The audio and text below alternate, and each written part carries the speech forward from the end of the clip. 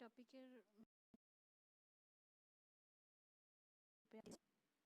এখন হচ্ছে টপিকের উপর একটু সংক্ষিপ্ত আলোচনা, যাতে হচ্ছে তোমাদের আন্ডারস্ট্যান্ডিংটা আর একটু বেটার হয়।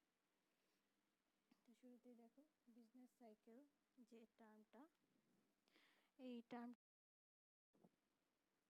বিজনেস সাইকেল টার্মটা বলতে আমরা যেটা বুঝি সেটা হচ্ছে যে আমাদের ইকোনমি, যে কোনো ইকোনমির যে প্রোডাকশন, প্রতি বছর একটা প্রোডাকশন হয় যেটাকে আমরা জিডিপি বা ন্যাশনাল আউটপুট এরকম যে কোনো একটা নামে ডাকি। তো এই যে আমাদের হচ্ছে ন্যাশনাল আউটপুট, ইকোনমির যে প্রোডাকশনটা হয় প্রতি বছর, তো এই প্রোডাকশনটা কিন্তু সবসময় স্মুথ না। যে আমি যদি বলি যে আমার বাংলাদেশের ইকোনমিতে এই গত বছর 5,000 কোটি বা 5,000 লক্ষ মিলিয়ন ডলার বা এবছর একই রেটে প্রোডাকশন হবে, এটা আসলে এভাবে প্রেডিক্ট করা যায় না। সেটার কারণ হলো যে ইকোনমি আসলে কিন্তু এরকম একই ওয়েতে স্মুথলি চলে না। ঠিক আছে, স্মুথলি চলে না, কারণ হচ্ছে কি ইকোনমির বিভিন্ন ধরনের আমরা জানি যে থাকে, ট্রেন্ড থাকে, ডাউন ট্রেন্ড থাকে বা আপওয়ার্ড ট্রেন্ড থাকতে পারে। সেটা ডাউন ট্রেন্ড হতে পারে, ডাউন ট্রেন্ড হয় নিম্নগামিতা, যে কারণে হয় সেটা হলো যে বিভিন্ন ধরনের নেগেটিভ ইম্প্যাক্ট, সেটা দুর্যোগ হতে পারে বা হচ্ছে ফিনান্সিয়াল সেক্টরের যে কোনো ধরনের মন্দা, যেটাকে আমরা বলি শেয়ার মার্কেটের বা অন্য যে কোনো মার্কেটের ফল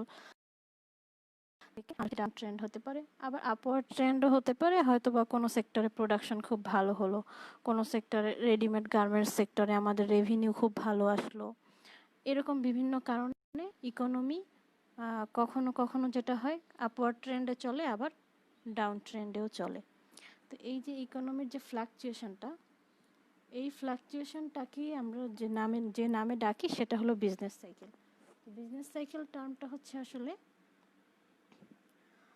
যে ইকোনমিস ওয়াইড ফ্লাকচুয়েশন ইন প্রোডাকশনে ইকোনমির যে ফ্লাকচুয়েশন হয় সেটাকে আমরা, এই ফ্লাকচুয়েশনের ওঠানামার ধারণাটাকে আমরা বিজনেস সাইকেল বলি। তো এই টপিকে আমাদের যে প্রশ্নটা একটা আমরা আগে দেখি। এই যে আমি নিচে লিখে দিয়েছি, ডিফাইন বিজনেস সাইকেল। তো বিজনেস সাইকেল ধারণাটা আমরা বুঝলাম যে একটা অর্থনীতির প্রোডাকশন বা উৎপাদন সবসময় একই ধারায় থাকে না, বা হচ্ছে একই অনুপাতে চলবে। তো এই যে ওঠানামা বা আপস অ্যান্ড ডাউন, এটাকে আমরা অর্থনীতির ভাষায় বলি বিজনেস সাইকেল। তো এরপর আসে যে how many phases A business cycle has. এই বিজনেস সাইকেলের কয়েকটা ধাপ আছে, ধাপগুলো কি সেটা দেখবো এখন।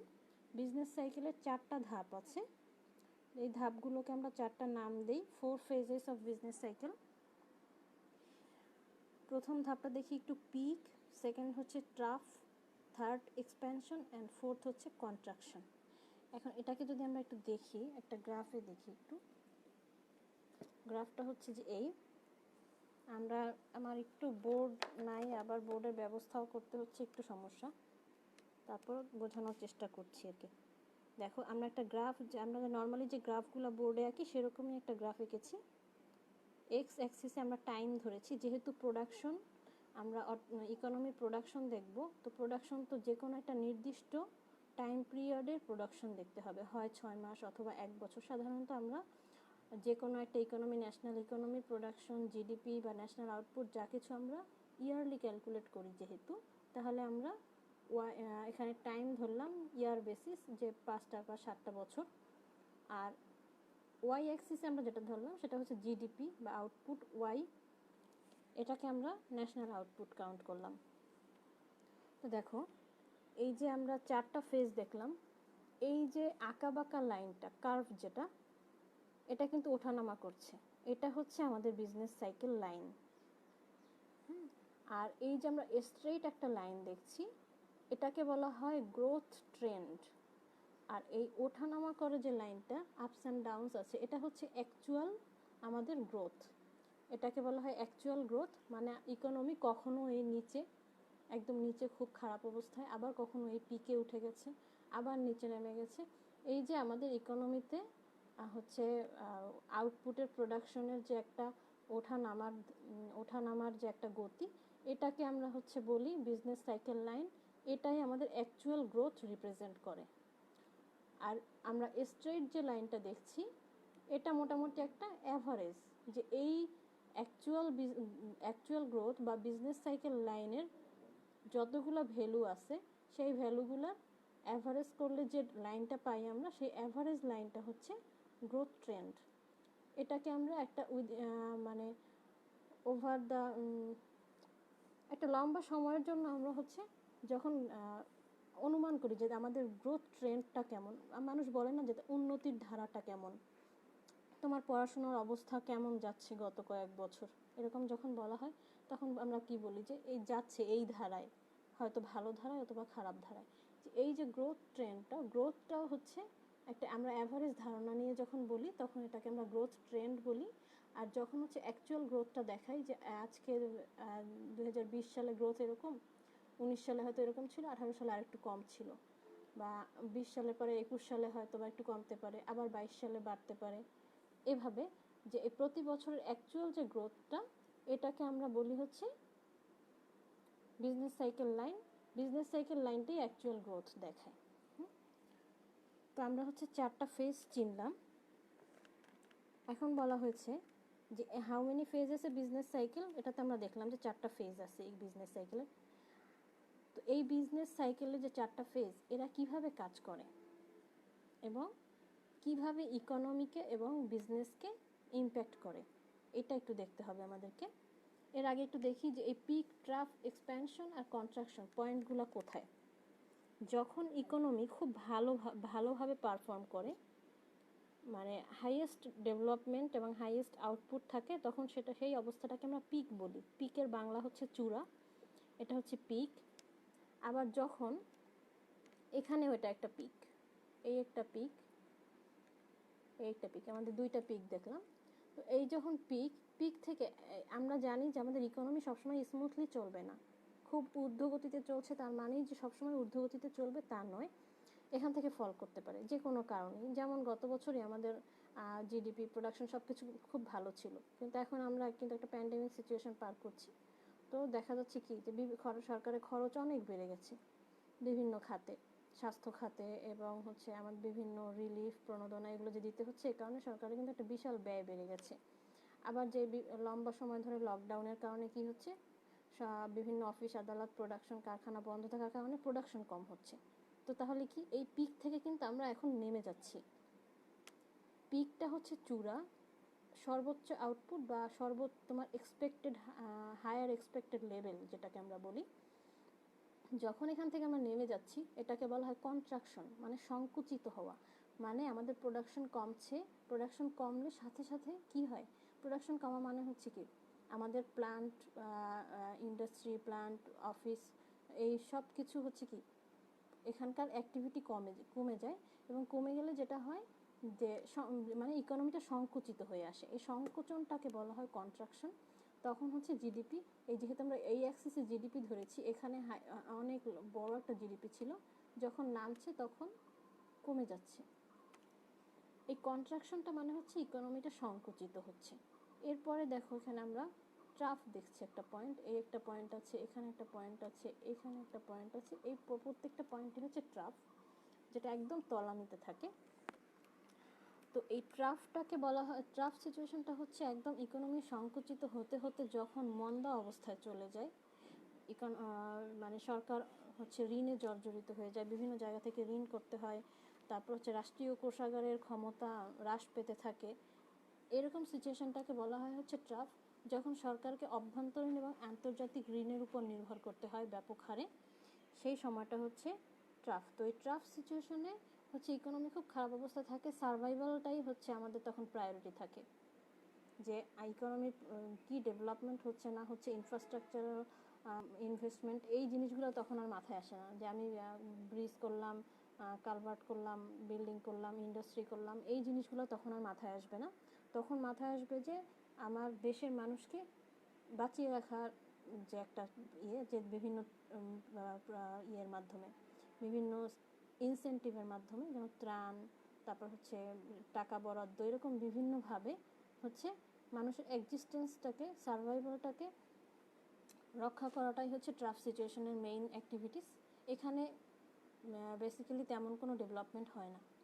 এরপরে সে ট্রাফ থেকে এক্সপ্যানশনে যখন যায় তখন হচ্ছে এই খারাপ অবস্থাটা কাটিয়ে ওঠা শুরু করে, মানে মানুষ সার্ভাইভ করে এবং তারা আস্তে আস্তে তাদের হচ্ছে বিজনেস, ইন্ডাস্ট্রি যা কিছু আছে, প্রোডাকশন, সেখানে আস্তে আস্তে জয়েন করা শুরু করে এবং এটাকে বলা হয় যে রিভাইভাল শুরু হয়। তারা হচ্ছে আস্তে আস্তে ভালো অবস্থার দিকে যাচ্ছে এবং এখান থেকে হচ্ছে আমাদের আস্তে আস্তে ইকোনমিক অ্যাক্টিভিটি যত বাড়তে থাকবে, আউটপুট বাড়তে থাকবে, যে এই অ্যাক্সিস ধরে উপরে বাড়তে থাকবে।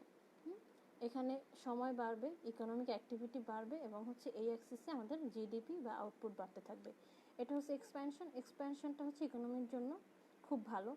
এই সময়টায় ইকোনমিক গ্রোথ সব থেকে বেশি থাকে, এখানে স্টেবল হয়ে যায়, কনস্ট্যান্ট থাকে।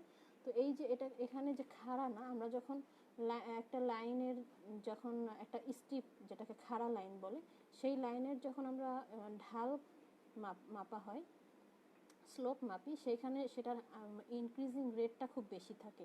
তো এক্সপ্যানশন পিরিয়ডে হচ্ছে গ্রোথ রেট খুব হাই থাকে। যে এখান থেকে এখানে সময়ের ব্যবধান খুব কম। আমরা যদি এখান থেকে নিচে আসি, সময়ের ব্যবধান খুব কম দুইটা পয়েন্টে, এখানে এবং এখানে। কিন্তু এখান থেকে যদি এই দিকে যাই, আউটপুট বেড়ে যায় অনেকখানি। সময় তুমি যতটুকু সময় নেবে সেই সময়ের তুলনায় ইকোনমিক অ্যাক্টিভিটি অনেক বেশি হবে এবং আউটপুট অনেক বেশি হবে। এক্সপ্যানশন পিরিয়ডে ইকোনমিক গ্রোথ বেশি হয়। এরপরে আসি পিকে যখন আসে তখন একটা সার্টিন টাইমে অনেক বড় একটা অ্যামাউন্ট, যেহেতু এখান থেকে আমরা আস্তে আস্তে গেইন করতে থাকি, এখানে এসে গ্রোথটা একটু স্থির হয়। তার মানে এই না যে এখানে গ্রোথ থেমে যায়। যার অলরেডি অনেক বেশি আছে বা অলরেডি অনেক বেশি প্রোডাকশন করে ফেলেছে, তার আসলে এই অবস্থার থেকে এখানেই তার কিন্তু অবস্থাটা ভালো। কারণ এখানে আমার সাপোজ এখানে 100 যদি ধরি, আর এখানে যদি 30 ধরলাম বা 20 ধরলাম, সেখান থেকে 40, 50, 60 এরকম করে যদি বাড়তে থাকে, এখান থেকে 30 থেকে 40, 60 গ্রোথটা অনেক বেশি। কিন্তু যদি এখান থেকে 80 থেকে 100 হয়, গ্রোথটা 20, মাত্র অল্প কম। কিন্তু এখানে কিন্তু তার বড় একটা অ্যাচিভমেন্ট যে সে পিকে পৌঁছে গেছে। যে ফার্স্ট হয়ে যায় তার কিন্তু আর অ্যাচিভ করার কিছু থাকে না, সে অলরেডি অনেক বড় কিছু অ্যাচিভ করে ফেলে।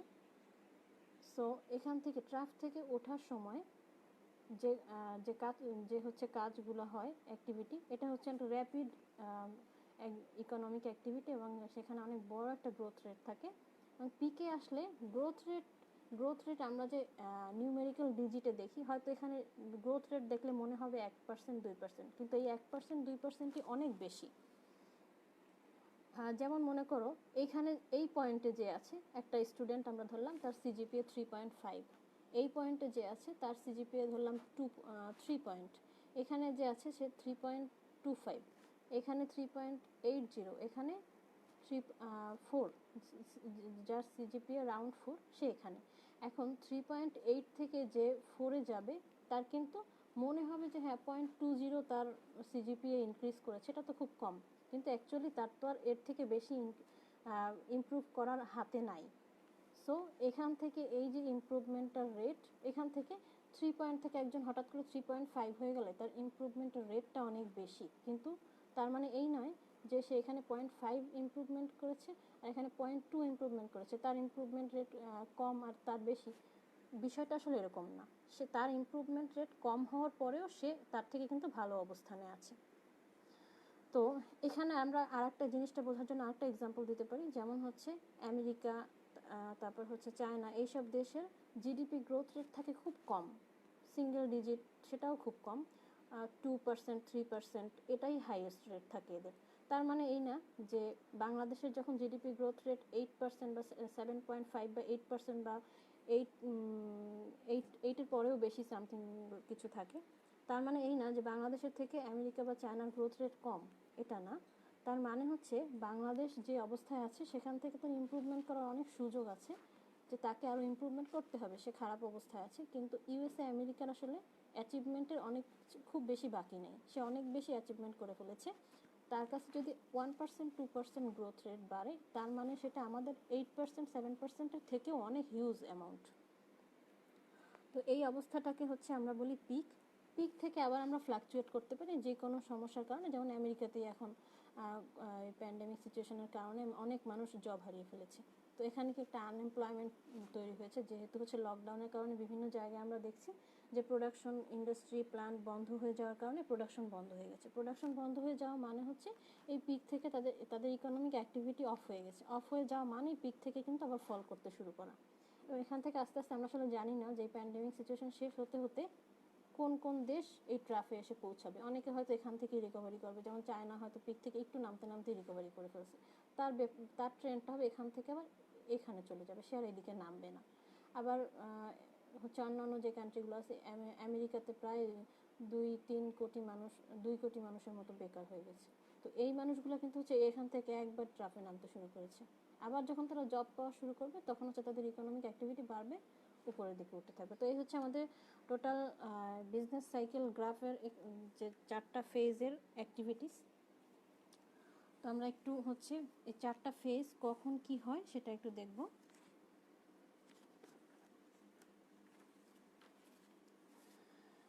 যেমন হচ্ছে এক্সপ্যানশন যখন হবে তখন হচ্ছে মানুষ ইকোনমিক এক্সপ্যানশন যখন হবে তখন কি ইকোনমিক অ্যাক্টিভিটি বাড়তে থাকবে, মানে হচ্ছে আমরা আপওয়ার্ড হবে। ইকোনমিক অ্যাক্টিভিটি বাড়লে এমপ্লয়মেন্ট বাড়বে, প্রোডাকশন বাড়বে এবং হচ্ছে বিজনেসে ব্যাপক প্রফিট গেইন করবে মানুষ। পিকে যখন থাকবে তখন একদম খুব ভালো অবস্থা থাকবে। আবার যখন হচ্ছে কন্ট্রাকশন, পিক থেকে যখন নিচের দিকে নামবে কন্ট্রাকশন, তখন মানুষ জব লুজ করবে, আনএমপ্লয়মেন্ট রেট বেড়ে যাবে। এবং বিজনেস সাইকেল ডাউন ট্রেন্ডের কারণে যে আনএমপ্লয়মেন্টটা হয় এটা আমরা সামনে দেখবো। এই আনএমপ্লয়মেন্টটা খুবই হার্মফুল ইকোনমির জন্য, কারণ ইকোনমি যখন হচ্ছে বিজনেস সাইকেলের কারণে যে আনএমপ্লয়মেন্টটা অ্যারাইজ করে, এই আনএমপ্লয়মেন্টটাকে বলা হয় সাইক্লিক্যাল আনএমপ্লয়মেন্ট। এবং cyclical unemployment means a huge loss of economic activity এবং ইকোনমিক প্রফিট। যখন আমরা ইকোনমিক অ্যাক্টিভিটি এবং প্রফিটে হিউজ লস করব, তো তার মানে হচ্ছে আমাদের জিডিপি এবং গ্রোথ রেট ফল করবে, জিডিপি গ্রোথ রেট এবং আউটপুট ফল করবে। তো এই আনএমপ্লয়মেন্টটা হচ্ছে ইকোনমির জন্য খুবই হার্মফুল।